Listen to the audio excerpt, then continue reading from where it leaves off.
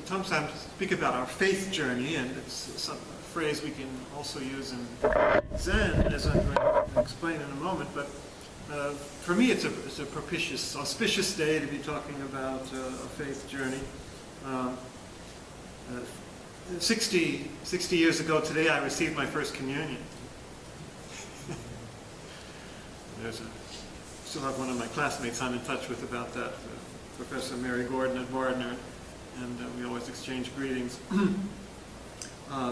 Today is also the 22nd anniversary of my leaving the monastery, so that's certainly a part of a journey. Incidentally, I was 22 years when I went in. I spent 22 years, and now it's 22 years again. So we'll see what happens when I'm 88. But so now it's more time, just as much time out since I left as I spent in and out. What does that mean? Our journey continues wherever we are, whatever the catalysts are, whatever the form it is. I'll be speaking about faith and doubt, as I said in my email today, in the fall here.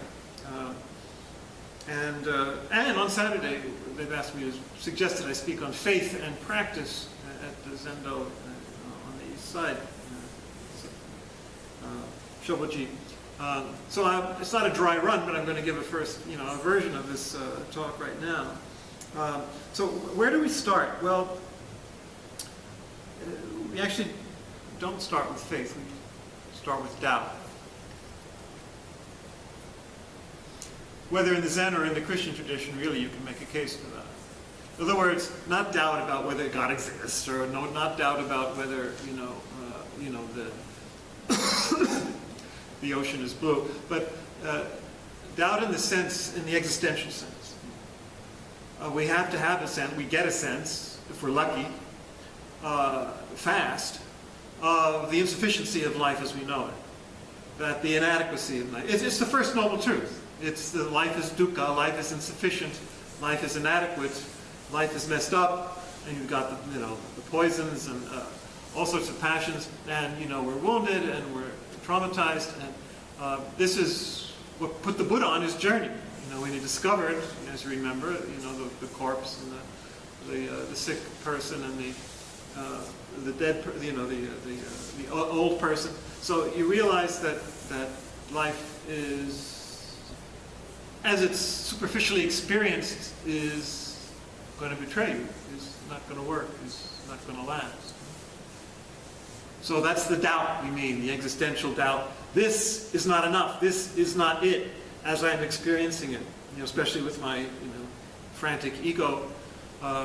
So that's what put the Buddha on his journey. And from a Christian point of view, we call that sin. We call it original sin, and we call it personal sin.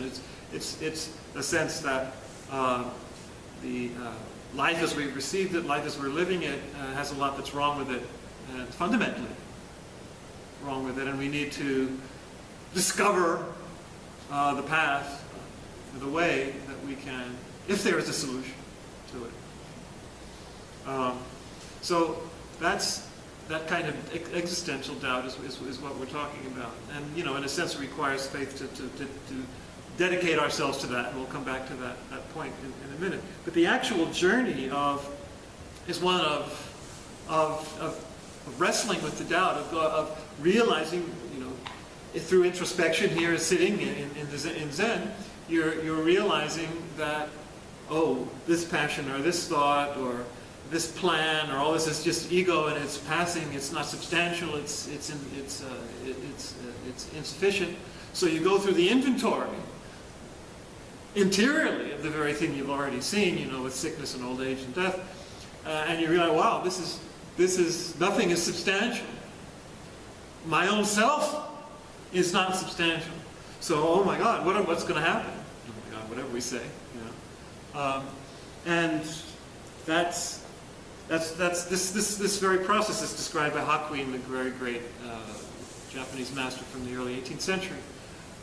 He's the one that actually used the words great doubt and great faith, and spoke about this doubt. The koan, a Bodhidharma and Peace of Mind, in the Mamonkan with Shibayama's commentary, the 41st koan. This is where Bodhidharma's disciple, and Bodhidharma was the founder of Zen in China. The story is that he came and he really, it's like the story of the people coming to the Desert Fathers, in the Christian tradition, looking for a word of salvation, looking for the way to go. And he says, famously, "My mind is not at peace. Teacher, give me peace." So he's looking for some kind of support, for this monkey mind, for his distress, for his anguish, for his interior thing. And so Bodhidharma famously says, "Bring your mind to me and I'll set it at rest." And when you can go through, realize, well, it's nowhere. It's just passing vapor. It's just nothing substantial. Wow, then you can be free of that if you go through the process. So his successor, the eventual successor, says, "I have searched for the mind, that it is finally unattainable. It's not there." And the Bodhidharma says, "Well, then I've set it at rest for you. There you go." But Shibayama's commentary is very good, because the process of going through this purification process is very demanding. And he says this is what we mean by this is the great doubt, he says, capital G, capital D. "This is the great doubt penetrating his whole being. My mind is not yet at peace. The whole universe, he himself, was just this one great doubt. It was all like concentrated. Only those who break through the extremity of this sheer darkness will have the joy of being the true master of the whole universe." You've got to go through that dark, as he says, that with everything is just concentrated in this darkness, in this kind of doubt, this thing you can barely swallow, to use another image. So is the mind square or round, white or red? Does it exist or not? So you just realize, you go through all this and you realize it's not. It's all dark. It's nothing there. Nothing you can hold on to. That's really scary. But that's the process you have to go. That's the doubt. That's the darkness. That's the dark night of the soul. There you go. That's what John of the Cross calls it. We'll come back to that in a second. So he speaks about spiritual agony of the search, painful dark nights. He uses the words. It should be on painful dark nights for weeks, for months, or even years. Between Bodhidharma's "Bring your mind to me" and his answer, "I have searched the mind and find it unattainable," finally. He was like sitting in sheer darkness. I felt, in Hakuin's own words, "I felt as if I was sitting in an ice cave 10,000 miles thick." Spiritual struggle in sheer darkness for 3 years, etc. The whole universe collapses, the Iron Mountain crumbles. And then, how many there can see the flood of tears when he finally says, finally? It's finally unattainable. He comes to some kind of resolution and realizes that. So that's what the experience can be. It can be, this shaking and tears. Hakuin himself describes it in this way. You just keep going without falling back. You feel like you're entering a crystal world, the whole world, inside and outside, mats, ceiling, houses, cars, fields, mountains, grasses, trees, people, animals, utensils, goods. They're all but like illusions, like dreams, like shadows, like smoke.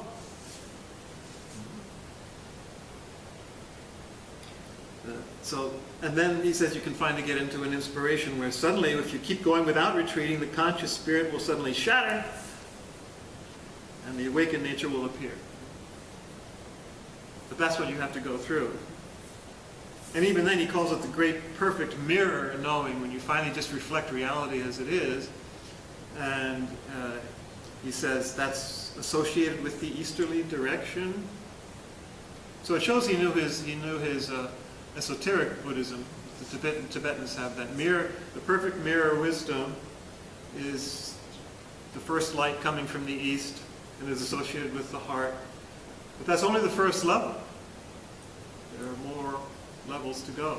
So even that is just the beginning of the purification. So, John of the Cross uses that. Remember he says, if you're familiar with it, he says you have to go to where you know not. You have to go by a way you know not.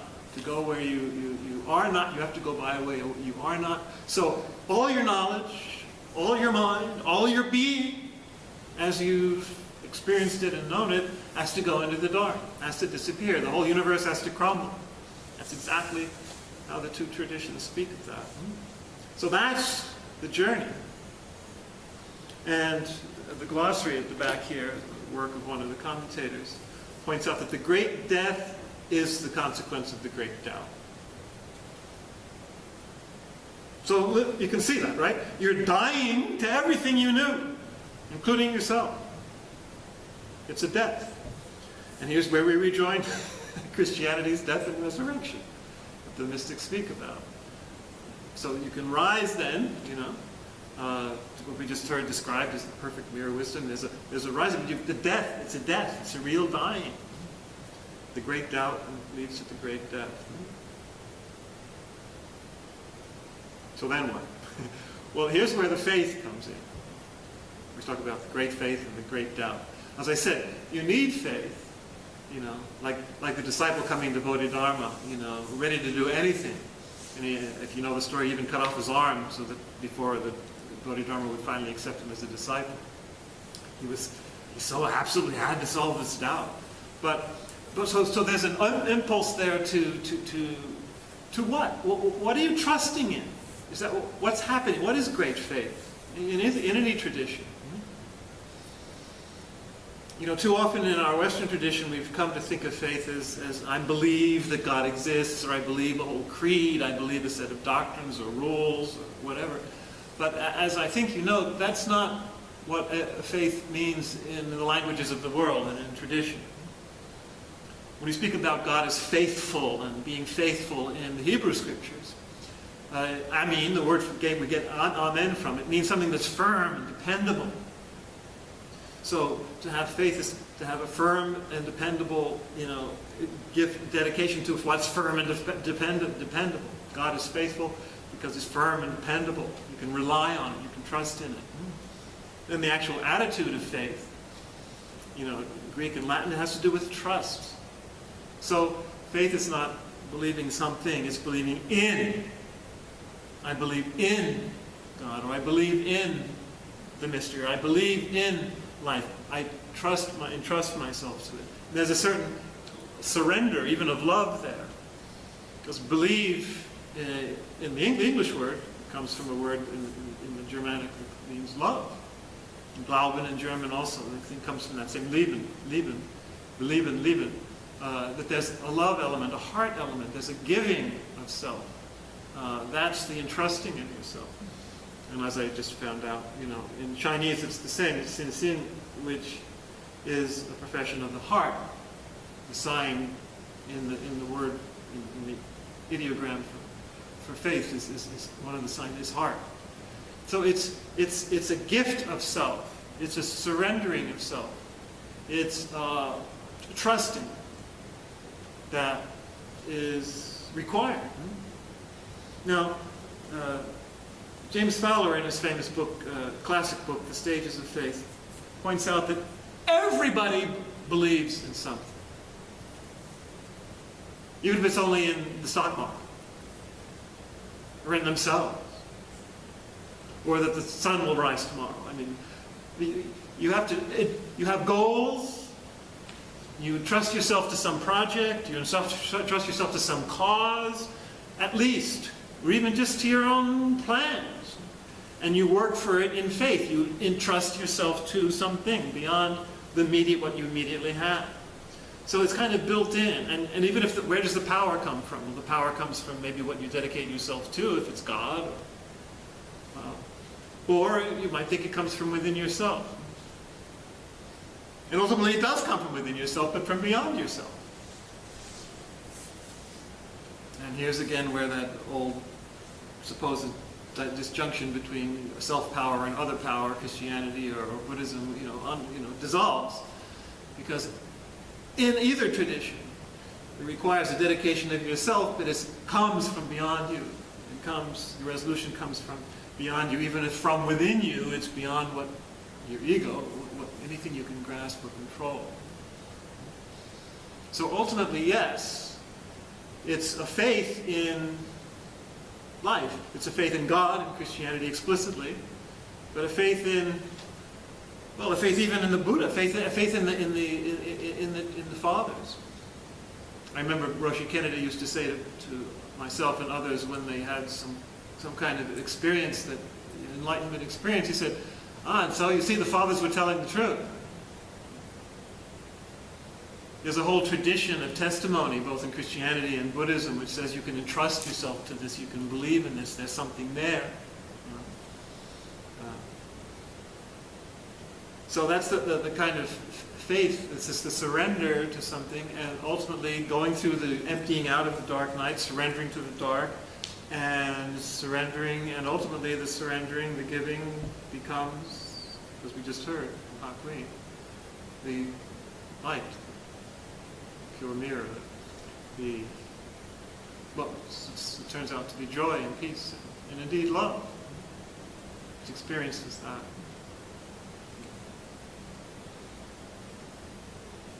But this is important. It's not that I surrender and I trust and I do this, and then as a reward from wherever, I get this experience.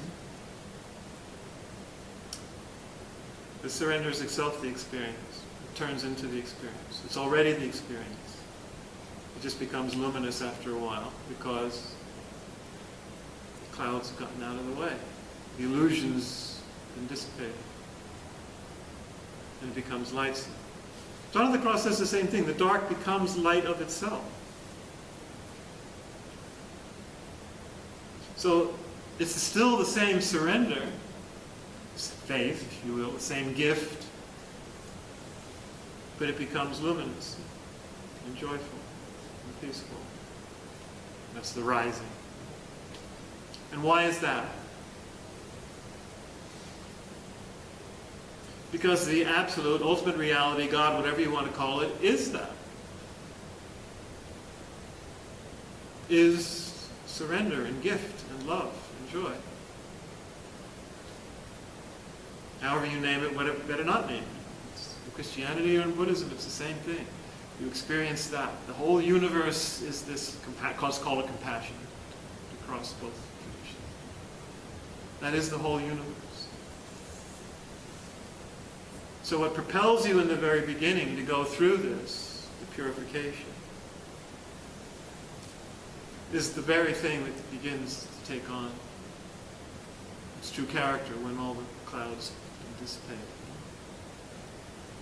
And is itself reality.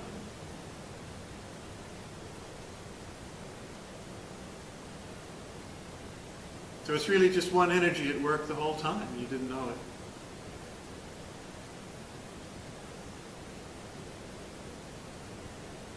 That's what the journey looks like. So, any questions or reactions? I see some of you were squirming. What happens if a person fails to surrender? Oh, well, that's actually a good point, which I did want to bring up. You're right. Maybe you could even turn on the... Yeah, it is on. It's still on. Thank you.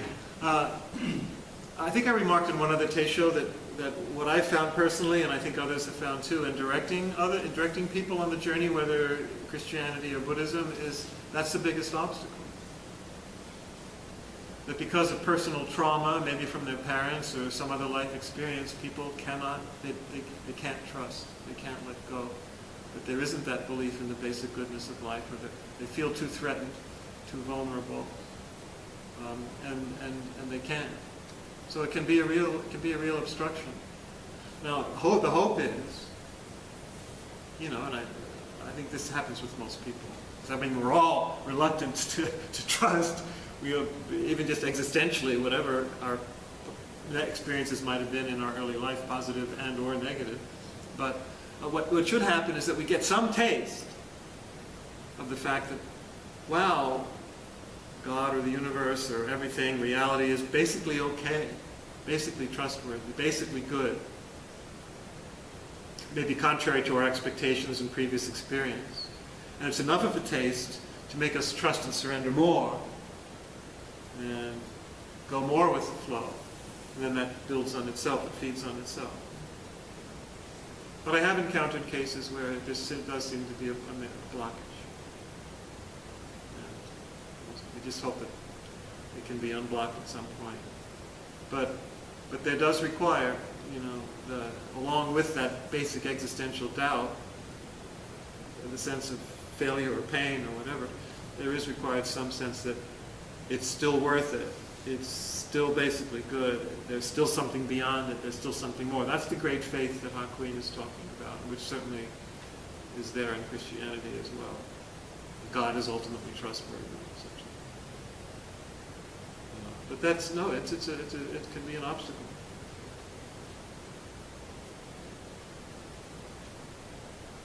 That's why you have this. You have that exercise where you fall back into somebody's arms. Remember?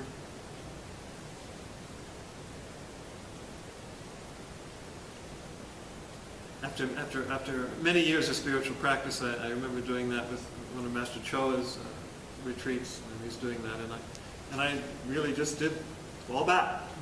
He said, "Wow, he's trusts," but it doesn't come easy to people. It doesn't. It's not all there in the beginning. Anyone else?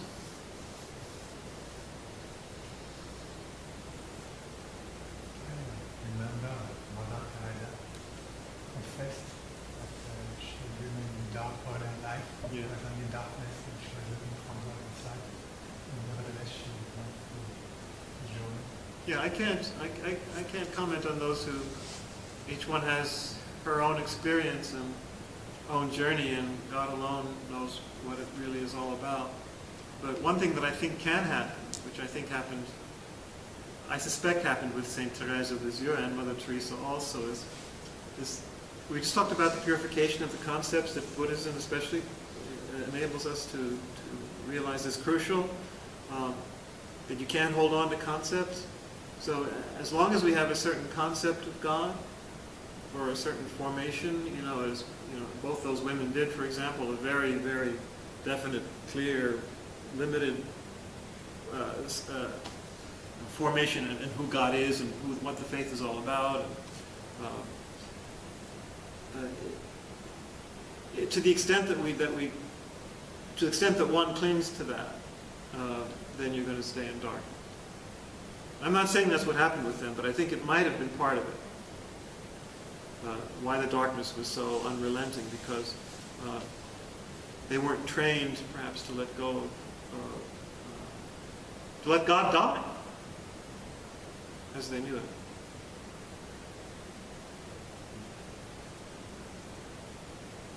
But, and as I say, each person is a deep mystery, and maybe, for example, Mother Teresa, who had to go through the crucifixion for her whole life, just, who knows? Who knows what God, maybe that brought her to an even greater light after she died, so who knows?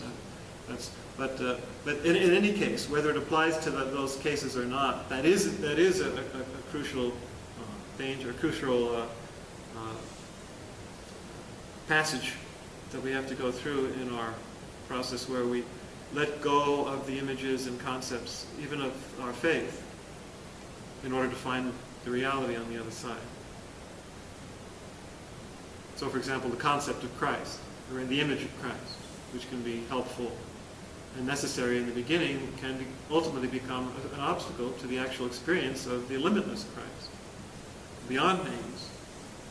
Remember, God gave him the name above every other name, which is no name, really, in the end. So that's an important point. Yeah. All right, let's do the vows.